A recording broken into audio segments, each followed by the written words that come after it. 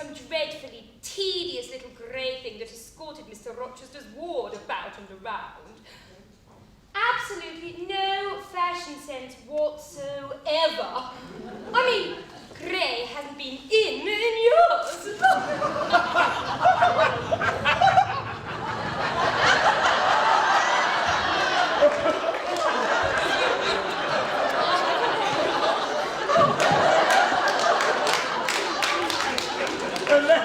And then I wrenched the turbot out of his hand, gave him a slap, but to this day, Mr. Bingham is still not able to say the word sponge.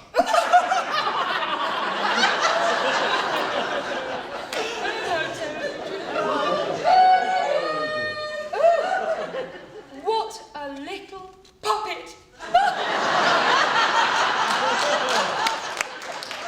Mr. Rochester, I thought you didn't like children. Nor do I. Well, then who possessed you to take charge of such a little doll as that? Well, she was left on my hand. That's very clever. You're working her from there. You should have sent her to school. No, schools are so dear. Why, I suppose you have a governess for her. I saw somebody with her just now. Is she gone? I can't... No. Ma wait. Yes, there she is. Yes, I have had, I should think, a dozen of them. At least a half detestable and the rest ridiculous. Were they not, Mamma? My dear, don't talk to me about governesses. I am such an absolute martyr from their incompetency and caprice, very frankly.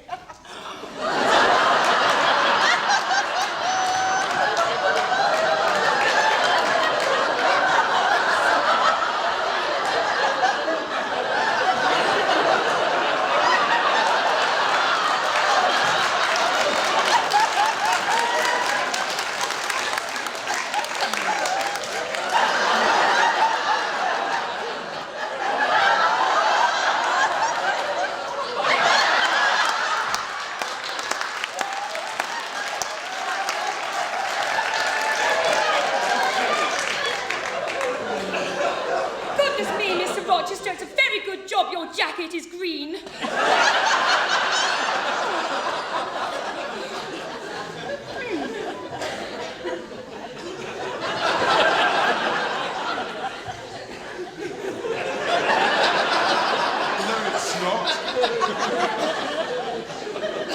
Signor Eduardo, are you in voice tonight? Donna Bianca, if you command it, I will be. Then, signor, furbish up your lungs and other vocal organs, as they will be wanted on my royal service. Commands from Miss Ingram's lips would put spirit into a mug of milk and water.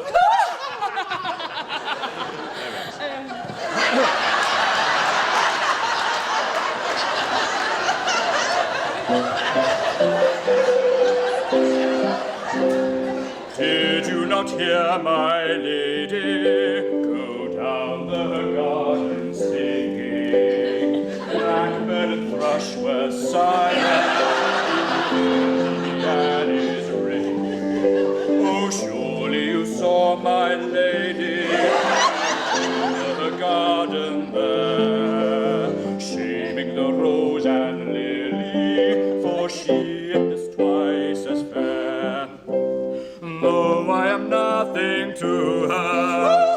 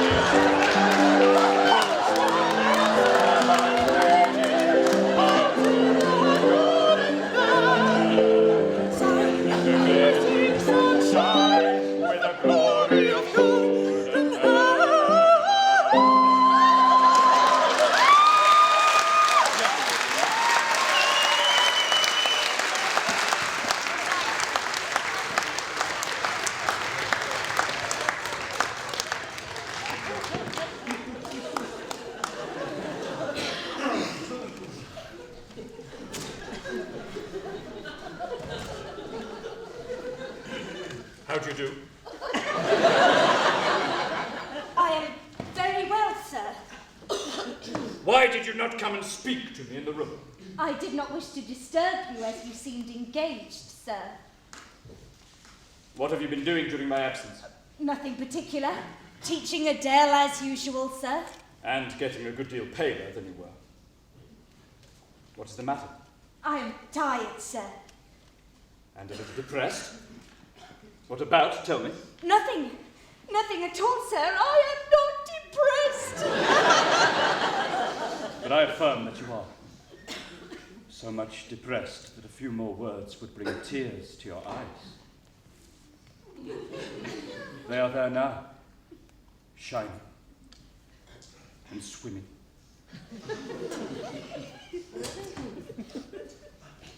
Mr. Rochester! A stranger has arrived. A stranger? Well, who can it be? Did you give a name? Well, his name, sir, is Mason. He's a... from the West Indies, sir.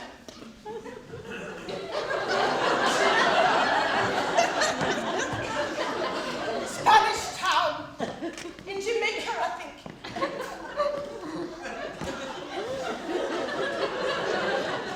Mason! Jamaica!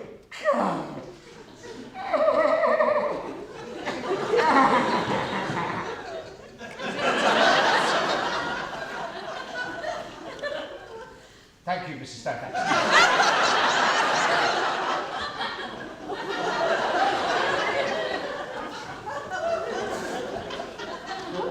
Are you ill, sir? Oh, Jane!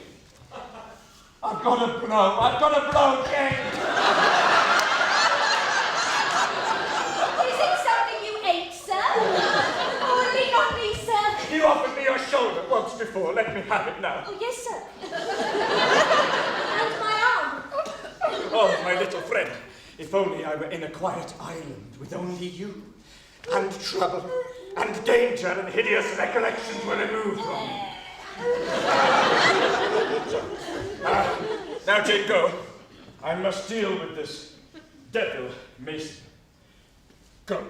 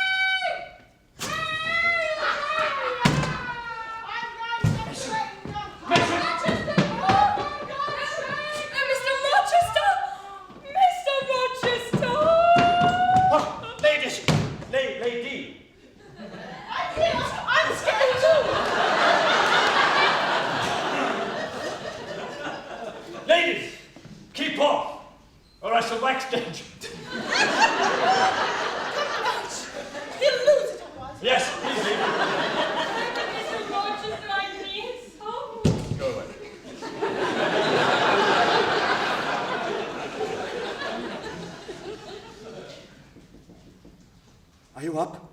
Yes, sir. Have you a sponge in your room?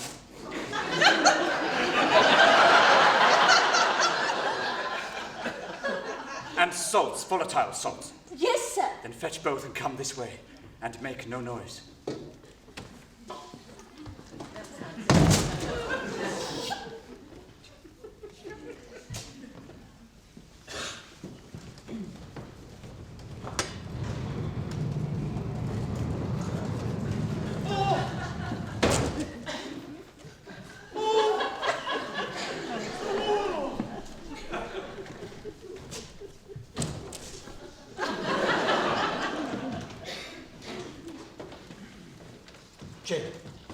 You do not turn sick at the sight of blood. I think I shall not. I've never been tried, sir.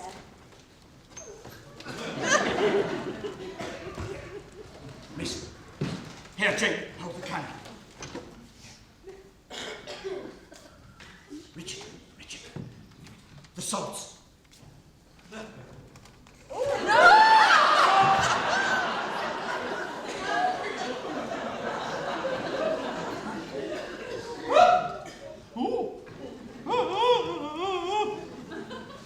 Is there anything under danger? Ooh, no, 'tis a mere scratch. Don't be overcome, man. Bear up! Oh, she has done for me, I think. No, not a whit. Have some courage. You've lost a little blood. That is all. Yes, sir. The flesh on the shoulder is torn as well as cut. That wound was not done with a knife. She bit me. She wanted me like a tigress. After Mr. Rochester had wrestled the knife from her. Oh, she looked so quiet. I warned you. I said be on your guard when you go near her. Oh, but I thought I could do some good. You thought? You thought? You've suffered enough, but I'm taking my advice. So I'll say no more. The sun will soon rise, Mason. You must be off. Directly, sir. His shoulder is not bandaged. She suckered the mine. Blood. She said she would drain my heart. Be silent, Richard! Never mind her gibberish. Don't repeat it. I cannot forget it. You can't forget once you're out of this country, back in your hometown. No, it's impossible. It is not impossible. Have some strength. I have no strength. Once you are back in your own country, it will be better, Mason, both for your sake and for that of the poor creature in yonder. I have striven long to avoid exposure. Oh. No, not like that. And I should not like it to come at last. That's well. Now, Mason, I really must see you to your carriage. Mason! I got this cord in Rome off an Italian shard. Now, it's not a thing to be used indiscriminately, but it is good upon occasion. Drink it, Richard. It will give you the strength you lack for an hour or so, and may even make your wig stick on. There we are. That's it. No, don't let him drink it all. Oh, it's very good. I like it very much. See, it makes my arm better. Look at that.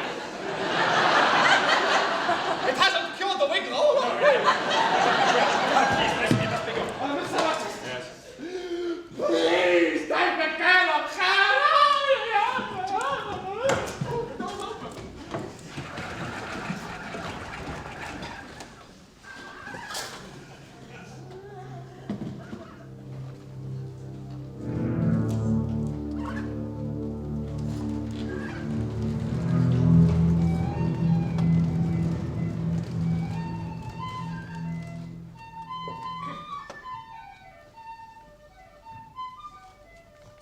Oh, no.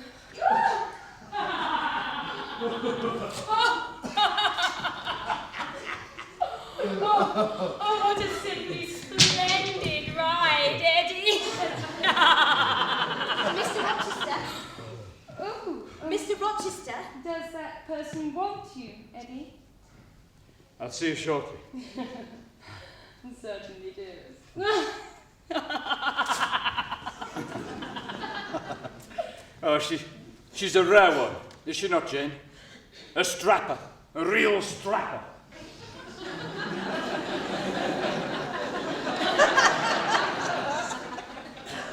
Well, Jane, If you please, sir, I need leave of absence for a week or two. what to do, where to go? To see a sick lady who has sent for me, sir.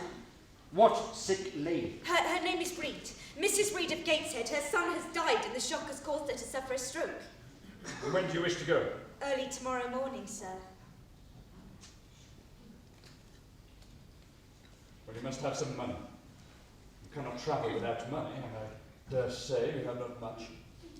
So here's 10.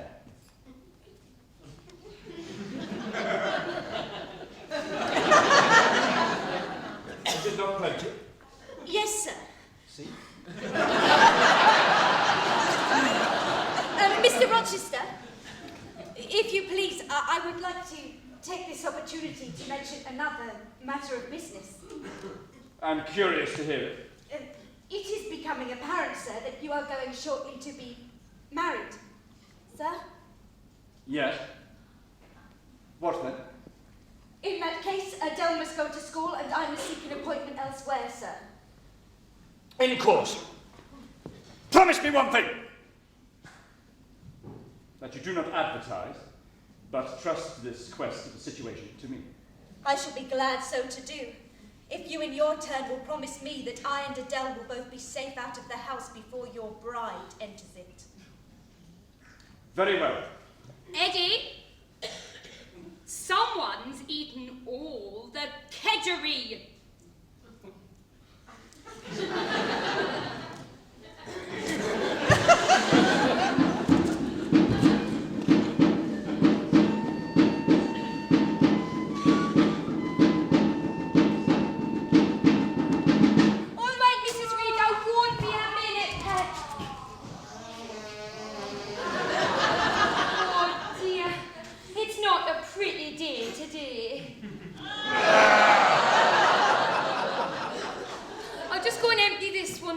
I'll be back in a second.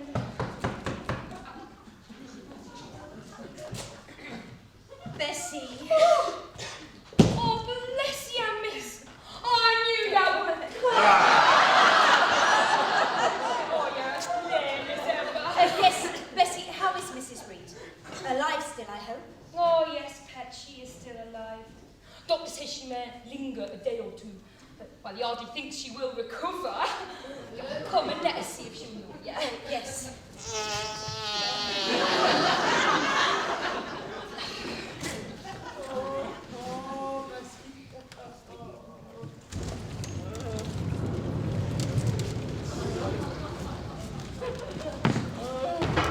Who is that? It is I, Mrs. Reed. I don't know you. You're quite a stranger to me. Where's Missy? This is Jane Eyre. Yes, Aunt. How are you, Aunt? Aunt? Who calls me Aunt? I know you. Yes. You are like Jane Eyre, like. I am Jane Eyre. Had such trouble with that child no one would believe. No child ever spoke or looked the way she did. I was glad to get her away from the house that was she died. Oh, this. Don't worry, she often talks this way towards night. Eternity before me. Oh, I must tell her, Jean, go to the clock. Look behind the clock, you'll find a letter. Read the letter. Dear Mrs. Reed. Reed of Gateshead, will you have the goodness to send me the address of my niece Jane Eyre and to tell me how she is? It is my intention to write shortly and desire her to come to me at Madeira. I wish to adopt her during my life and bequeath her at my death, whatever I may forget it. Whatever I may have to leave. Yours faithfully, your husband and sister's brother-in-law, John Eyre, Madeira. P.S. Hope you like the cake. No, This letter is 3 years old. Why did I never hear of this? because I disliked you. Too fixedly a little underhand and lifted you to prosperity. I could not forget Jean. The fury with which you turned on me and asserted that I had you said it. Oh, fetch me some water, Bessie. Make haste, child.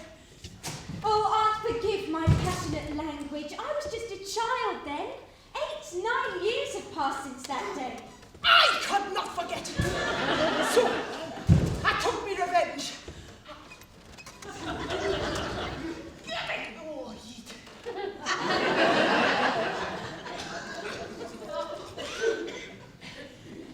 I wrote to your uncle. I told him I was sorry for his disappointment, but Jane Eyre was dead. She died of typhus fever at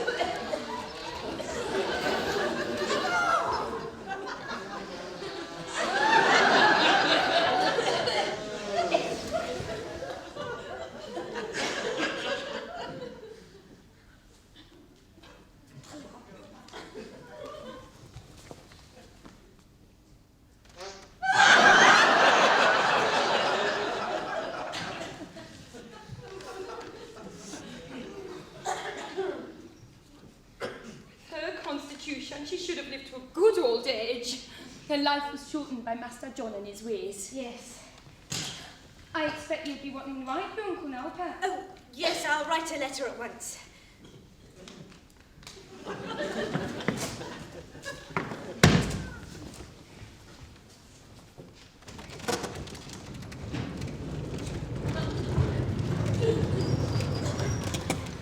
Oh, she's heavy. I was going back to Thornfield, but how long was I to stay there? I had heard from Mrs. Fairfax that the party at the hall was dispersed, and Mr. Rochester had gone to London to make arrangements for his wedding. Where was I to go? Hasten, hasten, be with him while you may. But a few more days or weeks, and I will be parted from him forever. Boy, pilot, fetch me the stick. That's it. That's it. Come on, that's it. Good boy. Ready? Fetch it. Fetch. Oh, all right. I'll throw it that way. There we are. That's the stick. That's the boy. That's all right. That's a good problem, little doggy. Oh, what? Jane Eyre. Right. There you are. Throw the stick for pilot. Oh, hold the stick. Well.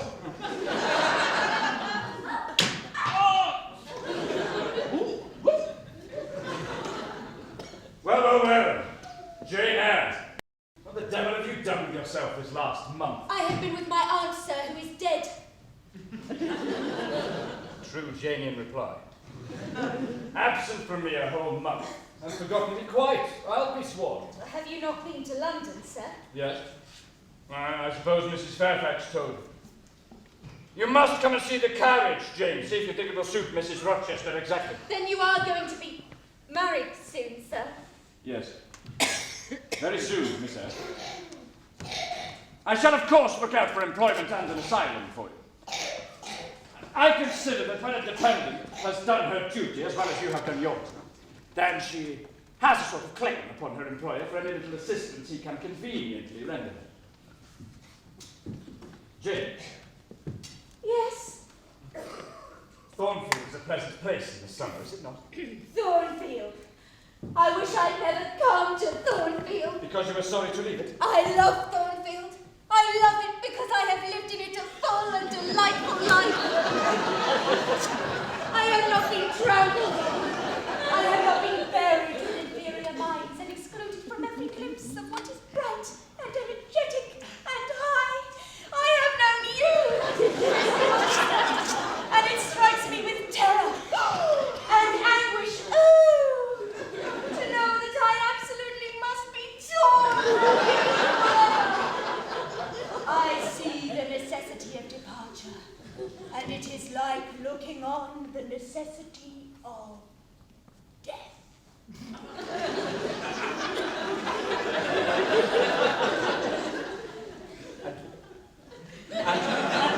Where do you see the necessity? Where? You have placed it before me in the shape of Miss Ingram, a beautiful woman, your bride. My bride? What bride? I have no bride. No, but you will have. Yes. Yes, I will. She loves you. Yeah.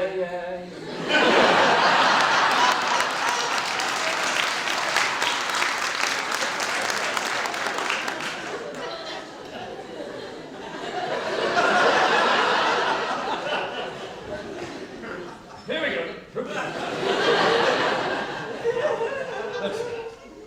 I offer you my hand and a share in all my possessions. Well, that is a shock.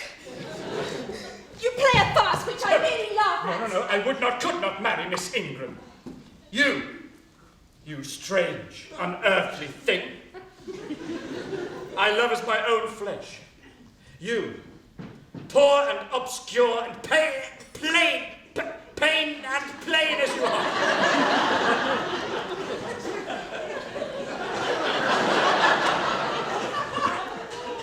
Oh, Jane, you have me tongue-tied.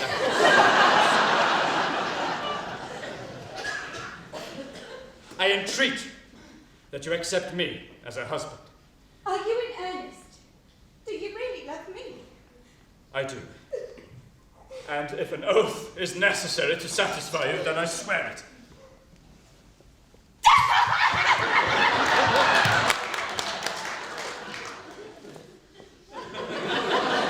Then, sir, I will marry you. Edward. No, I'm Jane. No. Call me Edward. Edward. Yes. Mohammed. No, forget that. There is no Mohammed! My little wife, make my happiness, and I will make yours. And God forgive me. And man meddle not with me. There is no one to meddle, sir. I have no kindred to interfere. No, and that is the best of it. It will atone.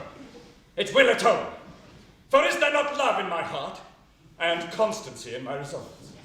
I know my Maker sanctions what I do, and as for man's opinion, I defy it. Oh!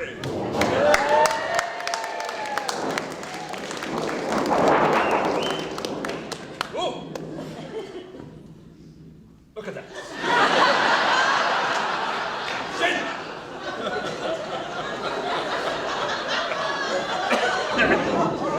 Jane, we must go in. The weather changes. For the worse.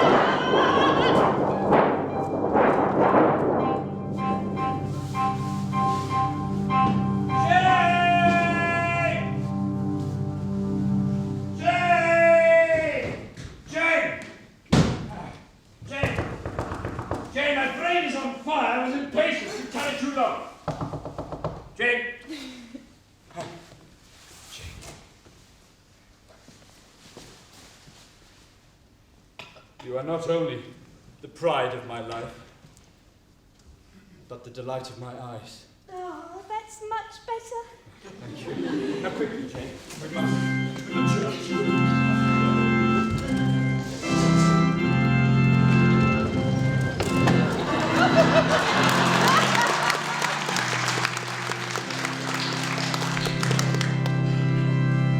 Dearly beloved, we're gathered here in the sight of God to join this man and this woman in holy matrimony. But first, I require and charge you both that if either of you know of any just impediment why you shall not be lawfully joined together,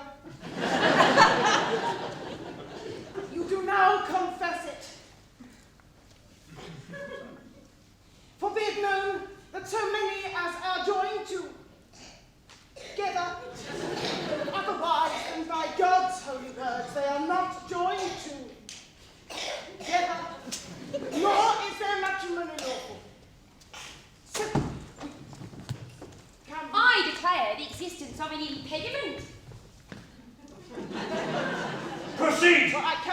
proceed without some investigation into what has been asserted. Perhaps it can be got over. Explained away. Hardly. Mr. Rochester has a wife now living. Who are you?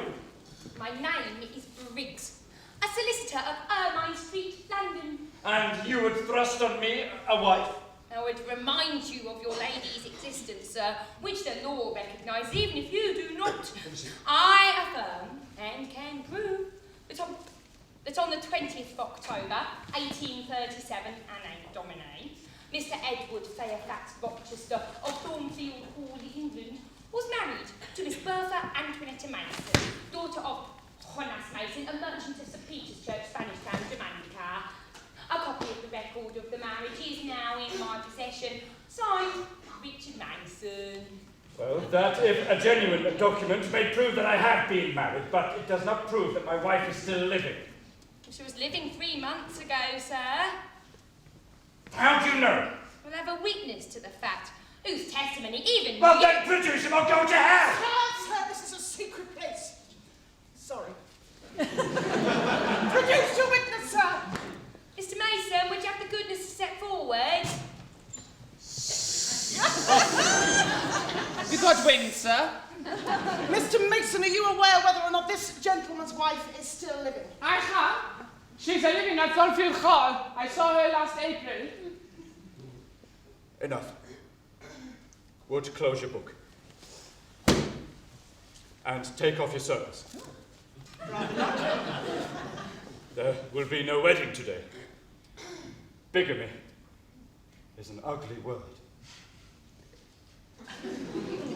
What this lawyer and his client say is true. I have been married. And the woman to whom I was married 15 years ago lives. Bertha Mason by name.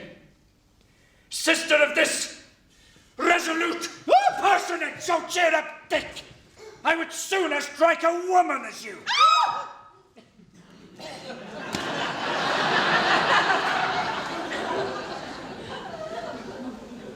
Bertha Mason is mad. Mad, I tell you. And she came from a mad family. Idiots and maniacs through 3 generations. As I found out after I had wed the daughter, they were silent on family secrets before. My experience has been heavenly, if only you knew it. So come up to my house to view Mrs. Poole's patient and my wife, and you will see what sort of creature I was cheated into espousing. Come, follow me, Briggs. There is no need for such violence, young man. Excuse me, Grandma. Quickly up to my house. Come on, Briggs. I'm coming. Or I'll tell your father you're out late. Oh, no, don't do that. This way. Wait for me.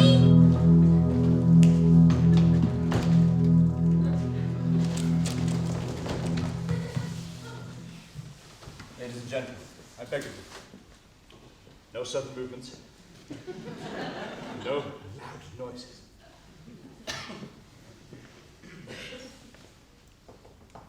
Hello? It is I, Mrs. Poole, Mr. Rochester. Good morrow, Grace. How is your charge today? Oh, it's almost there, thank you. Rather snappish, but not outrageous. Oh, she's easy, sir. Look, it's pressing us, Dave. No. Look, I'm sick. She has no knife today, I suppose. Besides, I'm on my guard. Well, sir, one never knows what's here. She's so cunning. I think we'd better leave, young lady. Go get to the devil, you! Please go back inside, baby. There's a good girl. Father, darling! You've got any small children, put them under your seat. No! Darling! Darling, don't touch the old I need to find something. Something. Oh, she likes shoes. This'll do. Cheers. Blimey, Charlie, they're belted. Bertha, look what I've got.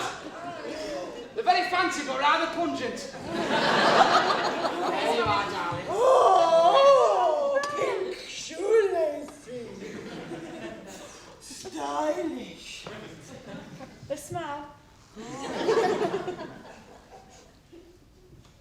That is my wife.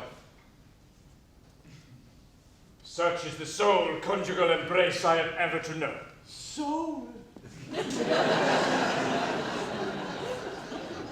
this is what I wanted. This young girl who stands so silently at the mouth of hell. Look at the difference!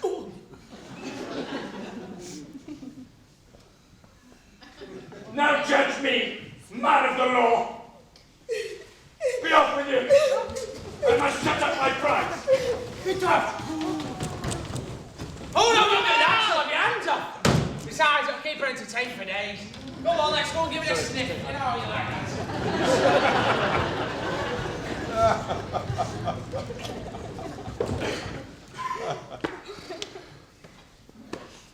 You, madam, shall be cleared from all blame. Your uncle will be glad to hear it, if he's still alive. My uncle? What of him? Do you know him?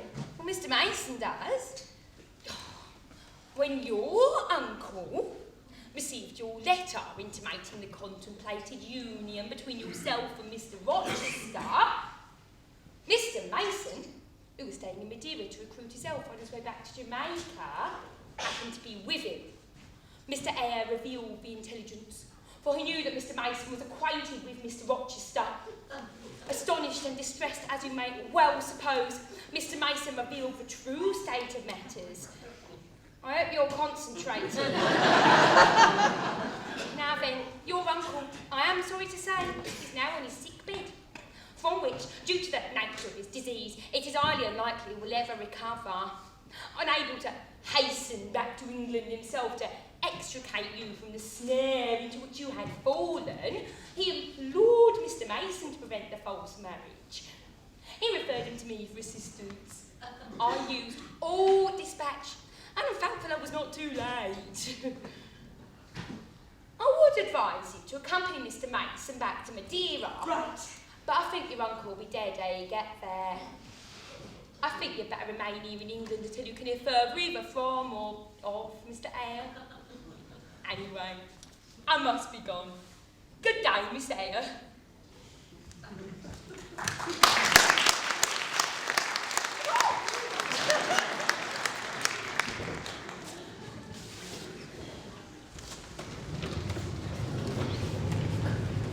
What am I to do?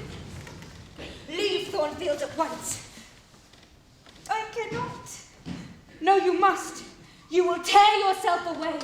None shall help you. You shall be the victim, and you the priest who tried to victim. Jane! Jane! Jane! I never meant to wound you thus. What? How is this?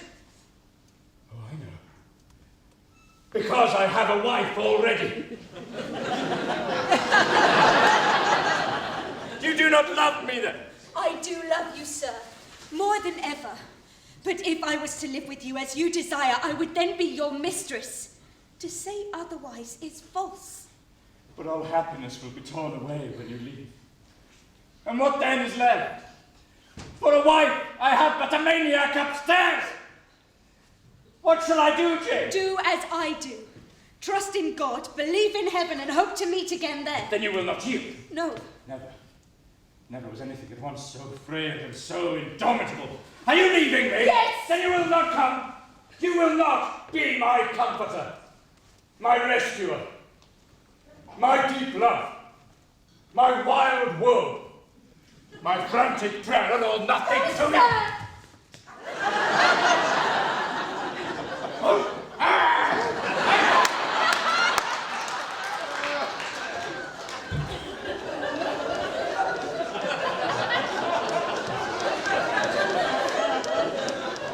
Was that symbolic? No idea. Oh, Jane, my hope, my love, my rabbit, my life. God bless you, my dear master. God keep you from all harm and reward you for your past kindness to me. Little Jane's love would be my best reward. Without it, I am broken-hearted. But Jane will give me her love. Farewell. Farewell.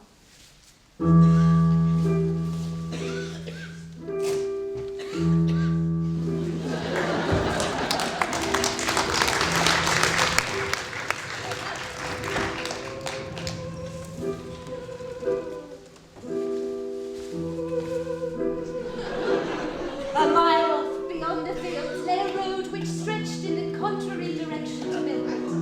A road I had never travelled, but thither I bent my steps. A weakness beginning inwardly, extending to the limbs, seized me and I fell.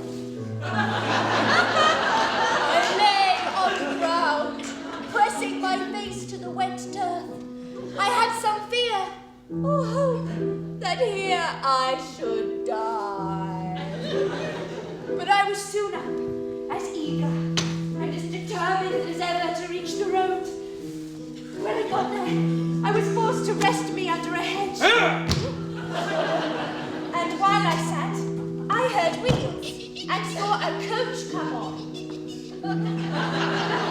I asked where it was headed. The driver named a place a long way off. The moon!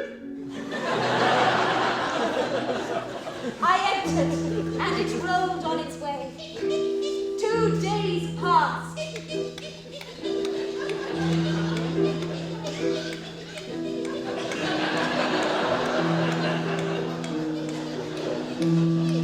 The driver set me down at a place called Whitcross. He could take me no farther for the sum I had given, and could take me no farther for the sum you have given.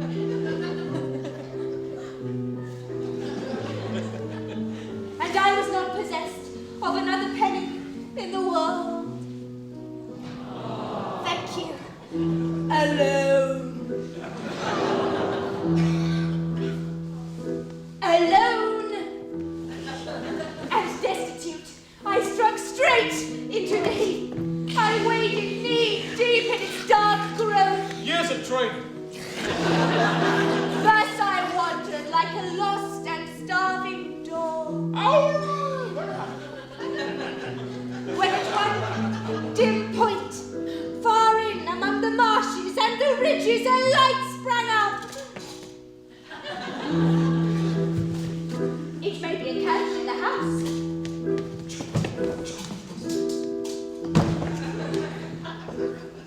But I could never reach it. It is much too far away. And were it within a yard of me, what would it avail? I would but knock on the door to have it slam in my face. The light was yet there, shining constant through the rain.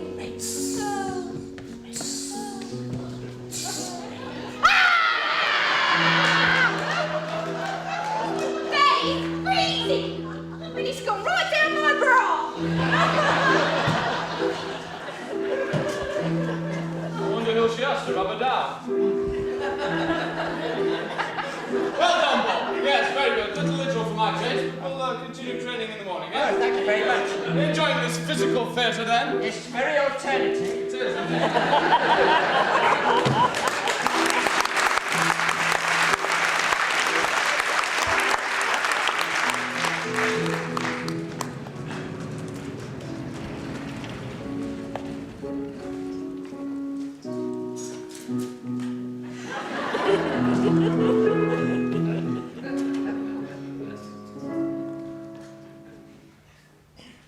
That was wonderful playing, sister. Why, thank you, sister. I've been practicing it especially for St. John. It's one of his favourites. In the bleak midwinter.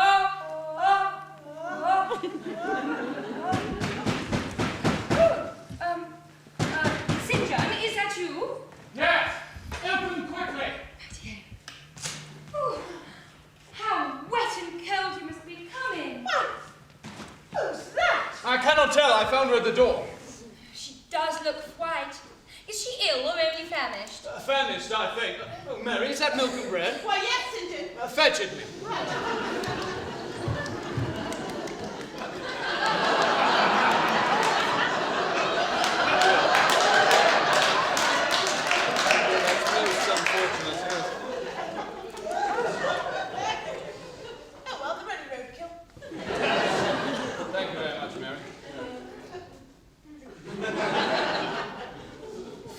creatures.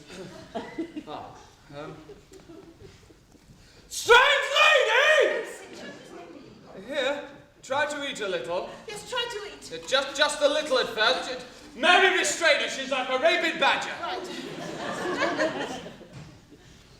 By what name are you called? Mary.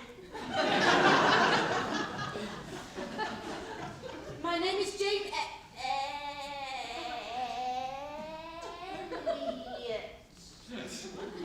Jane.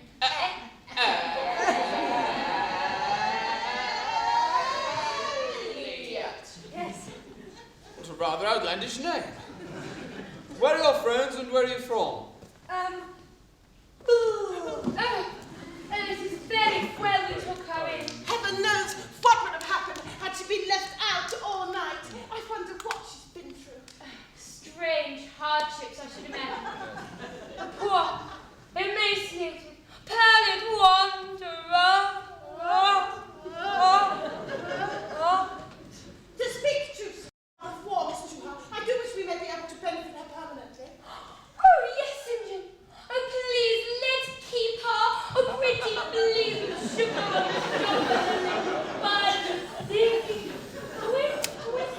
sweet. Have you quite finished? Thank you. Ill or well, she would always be plain. Come, help me get her into bed.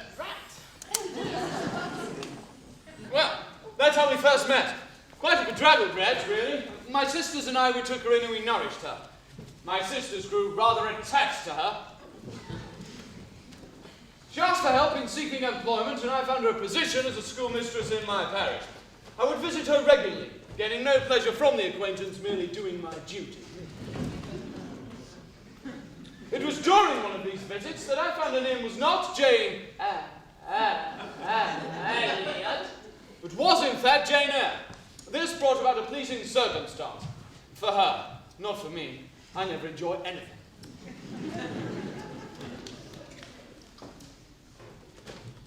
St. John. Ah, Jane, yes, I would like to have a little chat with you, if I may. Of course. Please sit down.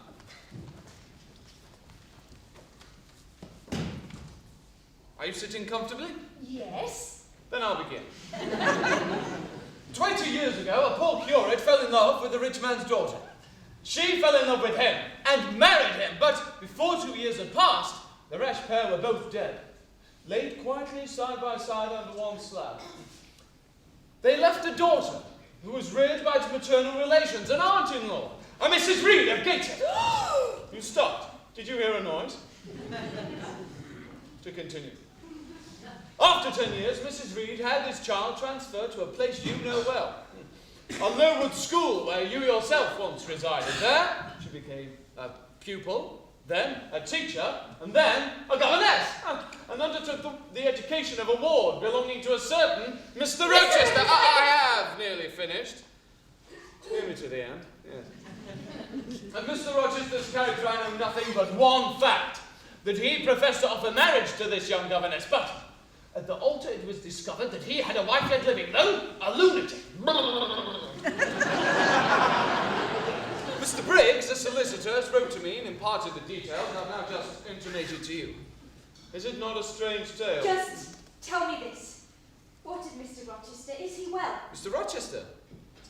The letter never mentions him. He must have been a very bad man. St. John, you don't know him. Don't pronounce an opinion upon him. Well, since you will not ask the governess's name, I must impart it of my own accord. Mr. Briggs wrote to me of a Jane Eyre. I, of course, knew a Jane Elliot. I must confess I had my suspicions. You own the name and renounce the alias? Yes. Mr. Briggs sought after you. What did he want? Merely to tell you that your uncle, John Eyre of Madeira, has died. And that he has left you all his belongings and that you are now quite rich. Merely that, nothing more. I'm rich? Yes, quite an heiress. How much am I worth? Oh, a trifle. Oh, I don't like jelly. No, £20,000. £20,000. Yes. You could look scarcely more aghast if you committed murder. £20,000!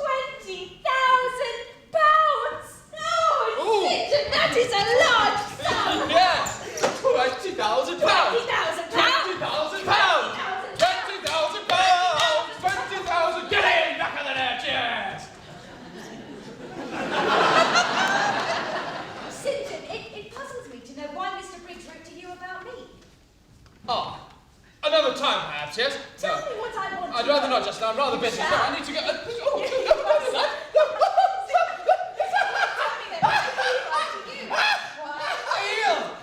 I yield. Oh, well, you'd need to know someday, I dare say. By a rather unbelievable and miraculous coincidence, I was christened St. John Eyre Rivers. You? Yes, my mother's name was Eyre. She had two brothers. One, poor curate, married Jane Eyre of Gateshead. The other, John Eyre, merchant, later Funch Armadillo. My Uncle John. Yes, Mr. Briggs being Mr. Eyre's solicitor when he wrote to us to ask the whereabouts of the heiress. I must confess, it was only discovering your signature, casually written on these sketches you left lying round about the house, that it enabled me to find you out. Your mother is my father's sister. Yes, we are cousins. Well, that's like something out of a novel. Oh, St. John, I am glad. I am so glad. I had nobody and now 3 relations. Now, £20,000 divided equally between the nephew and 3 nieces of our uncle will give us 5,000 each. Miss Eyre, this is acting on first impulses. You must take days to consider such a matter. St. John, I could not forgo the delicious pleasure of repaying in part a mighty obligation and winning for myself lifelong friends. Yes. 5,000 each. We could all get a Miss house Eyre. for all of us. Sir, I suppose the school must now be shut up. No, I will keep my position of mistress. That school mistress. Until such times as you find a substitute. Miss Eyre, do you now consider that you have a just reward for a season of exertion? Doubtless. And you have only toiled a few months. Would not a life dedicated to the task of regenerating your race be well spent? Yes, but I could not go on forever. Jane, come with me to India! Oh, St. John, have some mercy. Jane, God and nature intended you for a missionary's wife. You were not formed for love. You were formed for labour. Men! St. John, I am not fit for that. I have no... Jane, think like me. It is the rock of ages I ask you to lean on. But I do not understand a missionary life. I've never studied missionary labours. I've never been in a missionary position. Jane, I can give you aid in that matter.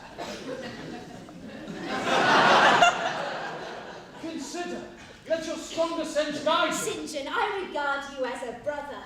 Let us continue. We cannot, Jane. It simply would not do. Jane, simplify your complicated feelings. Merge all considerations into one purpose, that of fulfilling the great mission of our great master. To do so, Jane, you need a coadjutor. Not a brother, but a husband. And I'm sure that in time enough love would pass after marriage to render the union right, even in your eyes. But if the reality were required, how would we feel? Moreover, there is a point on which I have endured painful doubt, and I can go nowhere until that doubt is removed. I know where your heart lies. The interest you cherish is lawless and unconsecrated. You think of Mr. Rochester. I must know what has become of him. Bless you. Thank you. Have you finished? I must know what has become of him. Okay, I better entreat God for you now, I suppose. Right, here we go. I will entreat God for you, Jane. That's it, keep on. His will be done. He that overcometh shall inherit all things. And I will be his God, and he shall be my son. God give you strength to find that better part that shall not be taken from you, Jane. I could choose, if I was certain. Were I but convinced it were God's will I should marry you, I would do it now, come afterwards, what would? Yes. Father, we beseech you, Father, do you hear our prayers? Oh, Jane, Jane, my prayers are answered, Jane. Show me the path.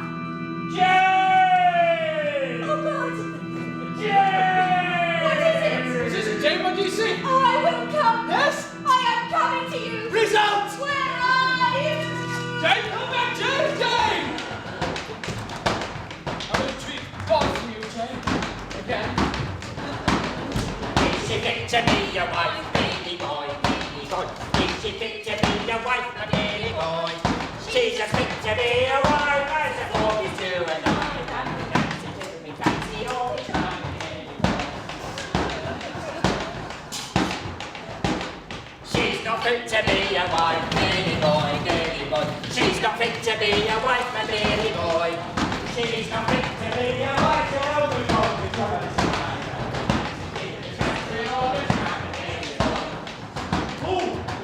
Blimey, Charlie, I do like a good sing song in a book. Look at the state of it. It's been raining out here. There we go. Get rid of that. There. Oh, that's better. Oh, sir, do you know the way to Thornfield Hall? Thornfield Hall? Well, it burned down in the event harvest time. Should have seen it. It was a big, enormous fire. We got out marshmallows. It was a lovely evening. Oh, well, you see, there was this lunatic. Mad as a box of frogs, she was. Well, she was married to Mr. Rochester, and he used to keep her up in attics. But one night, she got out, and she went down to where the governess used to sleep, and she set fire to the bed there! Oh, she did, blimey, Charlie. Well, Mr. Rochester, he went up to attics to fetch his mad wife out. Mad wife was up on battlements, waving her arms about like lunatics do. Yes? She had a favourite shoe with her and all. Well, Mr. Rochester, he wouldn't leave house till all gone before him, and all about him doing above and below. Well, where is he? Oh, here he is. It's not the right line. It doesn't I've got to matter. shout out. Oh, yes. Well, before he left the house and all about him burned above and below, he went up to a battlement and he called out, Father! Oh, that's back on track. Well, never mind. That's it. Well, all about him burned above and below. And he wouldn't leave the house till all. What about me? I'm very sorry, I'm very tired. Well, Bertha locked herself off battlements and fell to her death on pavement below. And her brains bounced all over the place. There they are. Would you like me to do the rest Yeah, of the go on, carry on. Well, Mr. Rochester, There we go. till all got before him. And all about him burned above and below. Well, he came down the great staircase, and as he did so, there was a mighty crash. We all fell! Well, they pulled his body from the ruins alive, but sadly hurt. You see, one eye had been knocked out. And one hand had been so badly crushed, they had to amputate immediately.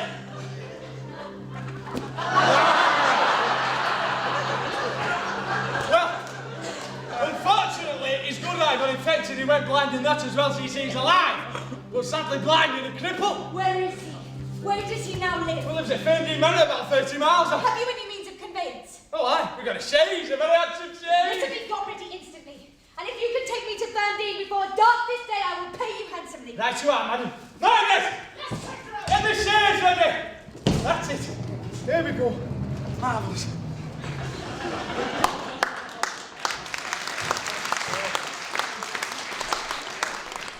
Hang on, there's another scene yet.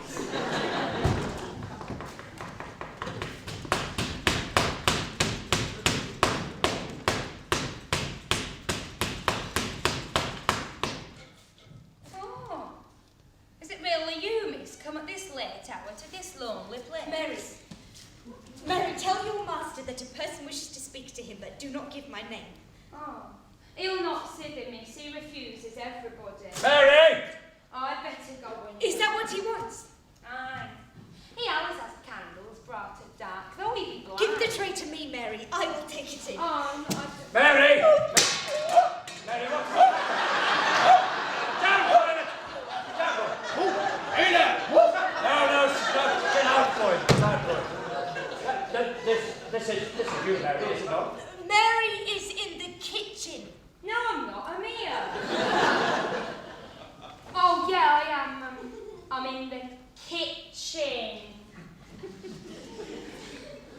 Who is this? Answer me, speak again. Pilate knows me, and Mary knows I am here. Great God. What sweet madness has seized me? No madness, sir. Your mind is too strong for delusion. Is it only a voice? Oh, I cannot see, but I must feel.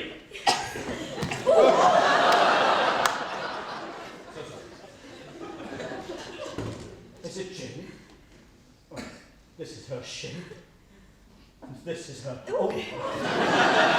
And this is her voice. She is all here, sir. Oh, God bless you, my dear master. I am pleased to be so near you again. Jane Eyre. Is it really you? Are you returned to me then? I am. And if ever I did a good deed in my life, I am rewarded for it now. To be your wife, sir, would make me as happy as I can be on this earth. Because you delight in sacrifice. Sacrifice? What do I sacrifice?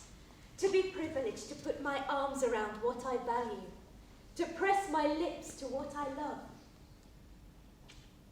If that is sacrifice, sir, then certainly I delight in sacrifice. And to bear with my infirmities, Jane. To overlook my deficiencies. Which are as none, sir, to me.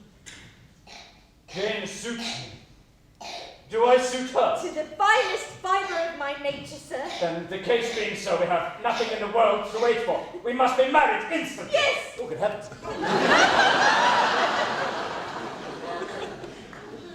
She'll happen do better for him nor any grand ladies. She be not one of the handsomest. She's none found. And very good-natured.